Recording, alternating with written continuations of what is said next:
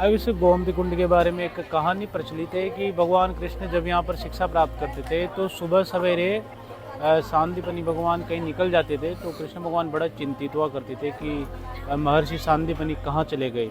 इस मूर्ति के अंदर देखिए ये उनका विराट रूप है, ये नीचे अर्जुन है और ऊपर जो छता आप लोग देख रहे हैं ये क्या है कि पंचड़ियाँ हैं, बांस की टहनियों के ऊपर लगाया गया है और उसके ऊपर क्या है कि फिर गोबर का लेप किया गया है। इससे ऐसा फील हो रहा है ना जैसे कि छत बनाई गई है ऊपर। तो अपन ने देखा अभी विक्रम बेताल का वो पेड़ और अब अपन देखने वाले हैं भगवान सांदीपनी का आश्रम जहाँ पर भगवान कृष्ण ने शिक्षा प्राप्त की थी और सुदामा का मित्र था। ये दोनों क्या करते थे, शिप्रा के तट पर जाकर बैठा करते थे पुराने समय के अंदर। अब आप लोग ये मत कहना कि ये क्या बोलते हैं कि उत्तर प्रदेश से एमपी के अंदर कैसी शिक्षा प्राप्त करने आए गए, ये मुझे नहीं पता इसके बारे में कुछ भी, परंतु आपको आश्रम दिखाने वाला हूँ जहाँ पर कृष्ण भगवान ने क्या है कि शिक्षा प्राप्त की थी वीर विक्रमादित्य की नगरी के अंदर।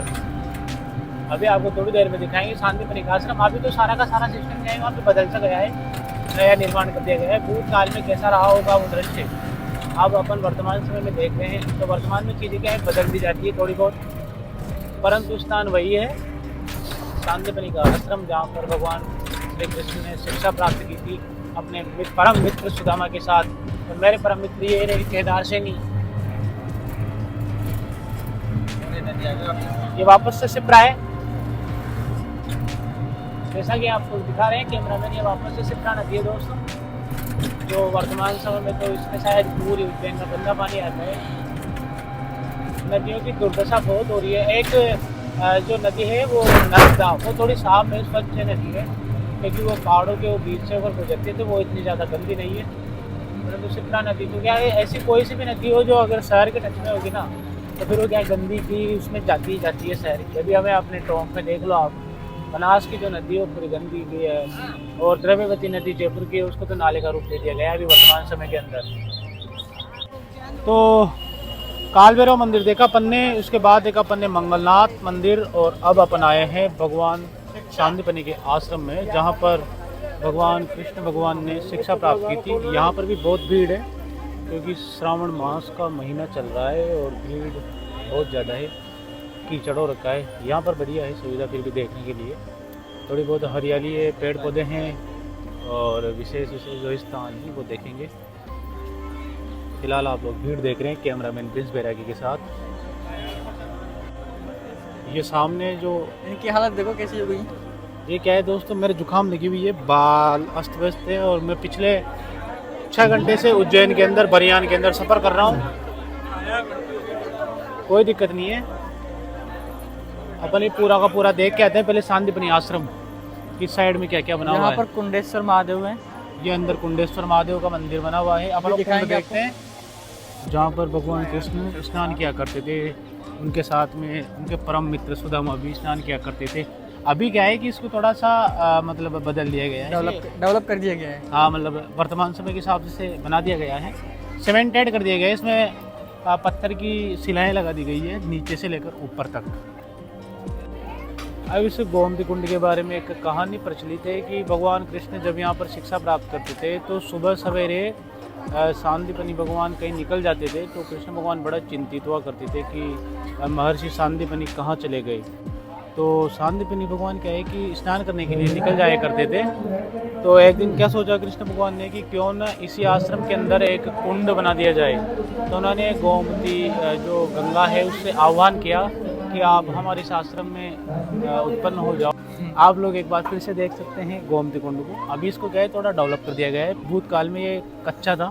क्या है गोमती नदी है और उसका आह्वान करने के बाद में ये कुंड बनाया गया है। भगवान कृष्ण ने आह्वान किया था अपने गुरु के लिए कि वो स्नान के लिए उनको बहुत दूर जाना पड़ता है, तो फिर गोमती नदी से या गोमती माता से उन्होंने आह्वान किया उनका कि आप हमारे इस आश्रम के अंदर आकर विराजो या हमें थोड़ा सा जल दो। तो इस वजह से क्या है कि ये मान्यताएं हैं, भूतकाल के लोग मानते हैं इस मान्यताओं को।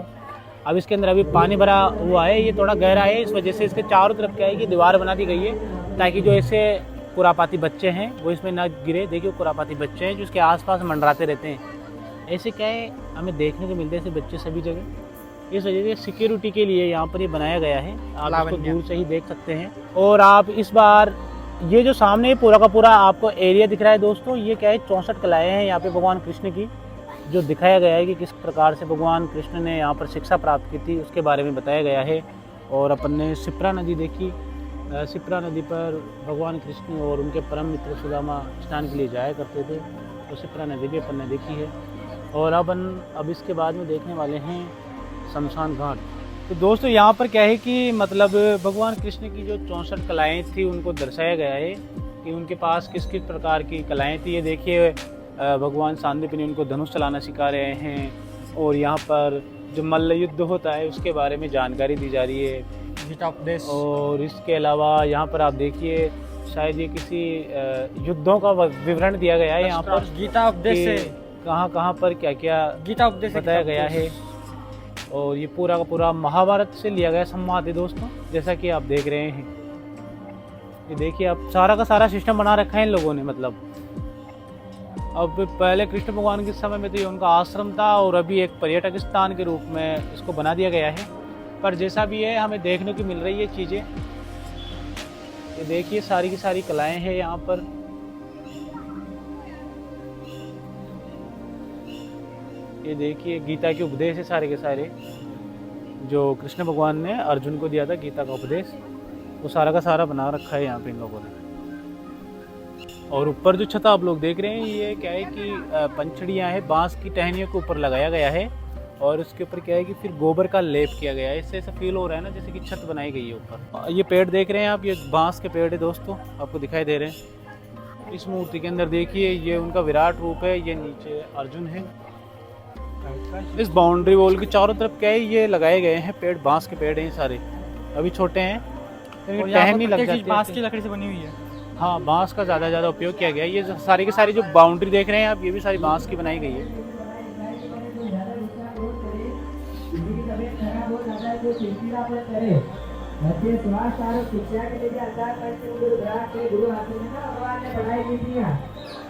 और यहाँ पर भी एक मंदिर है अंदर क्या है फ़ोटो खींचना मना है शायद, फिर भी कोशिश करेंगे प्रिंस बैरागी।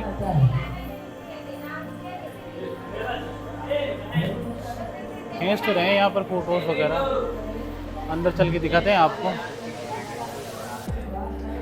भगवान कृष्ण है और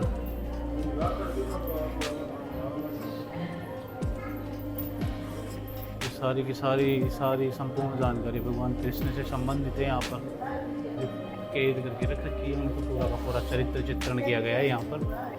कौन सी सभा कहाँ थी, किससे मिले, किससे नहीं मिले, बैठ गए हैं स्पेशली उनकी।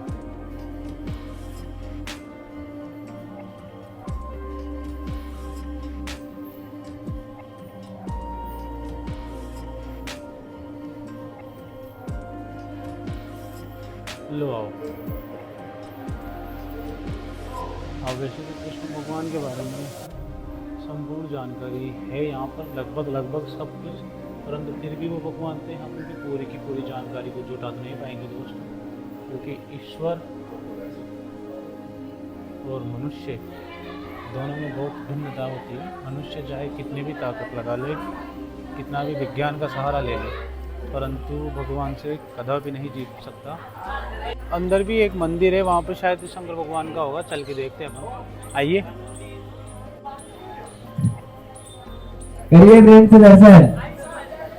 यहीं से देखेंगे अपन, बाहर से।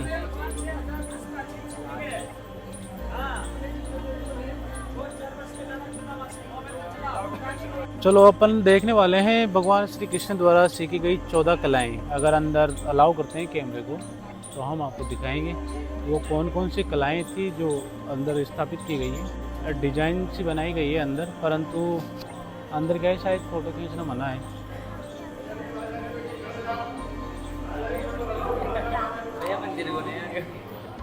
हाँ, ये सारी की सारी जो 14 कलाएं थी वो दिखाई गई है यहाँ पर इसके अंदर। बहुत सुंदर सा ये सांदीपनि आश्रम, बहुत ही ज़ोरदार बना रखा है, कितना प्रिंटेड बना रखा है इन लोगों ने। ये सारे के सारे लिखे गए हैं यहाँ पर। देखिए वहाँ पर संगीत प्रधान है, संगीत किस प्रकार सीखा भगवान ने, और ये यहाँ पर यज्ञ प्रदान है। ये जैसा कि आप देख रहे हैं यहाँ पर यज्ञ किस प्रकार किया जाता है, ये बना रखा है ठीक इसी प्रकार। वहाँ पर सामने पुराणों का ज्ञान दिया जा रहा है, रामलीला मंच करना सिखाया जा रहा है। और उधर भगवान शांतिपनी ने व्याकरण का ज्ञान दिया है कृष्ण भगवान को फ्रंट साइड पे। इस प्रकार से क्या है, यहाँ पर सारी की सारी जो विद्याएँ थी कृष्ण भगवान के पास में वो बताई गई है। अब अपन बाहर चलते हैं। तो बेसिकली देखा जाए तो ज़्यादा बड़ा तो नहीं है ये शांतिपनी आश्रम, तो ठीक है, एक बार में आप कह सकते हैं कि देखने के लिए अच्छी जगह है। और पेड़ पौधे बहुत लगाए गए हैं यहाँ पर। और मेरी शक्ल के ऊपर ना जाए दोस्तों, क्योंकि मेरी जुकाम लग रखी है। और अब अपन चलते हैं शमशान घाट फाइनली, वो मेरा फेवरेट स्थान है। वहाँ पर चल के अपन पियेंगे चलम अघोरियों के पास। अघोरियों के पास बैठेंगे अपन और अघोरियों से बातचीत करेंगे थोड़ी देर। हमारा एक मित्र है केदार, जो थक गया बहुत। हाँ केदार है, थक क्यों कहाँ है रे तू? है अभी कहाँ तक है यार? अभी नहीं थका है, अभी तो रवाना हुए हैं। ये भी तो रवाना हुआ है और सुबह से घूम रहा है, सुबह 7-6:30 बजे से। अपने ऑटो वाले भैया परेशान हो गए होंगे, भैया अब की बार तो कहाँ चले गए? हाँ, क्योंकि मेरे आ गया था मेरी प्रेमिका का फोन और मैं थोड़ी देर हो गया था बिजी। और यहाँ पर लग गया अपने को शायद लगभग 40 मिनट। चलो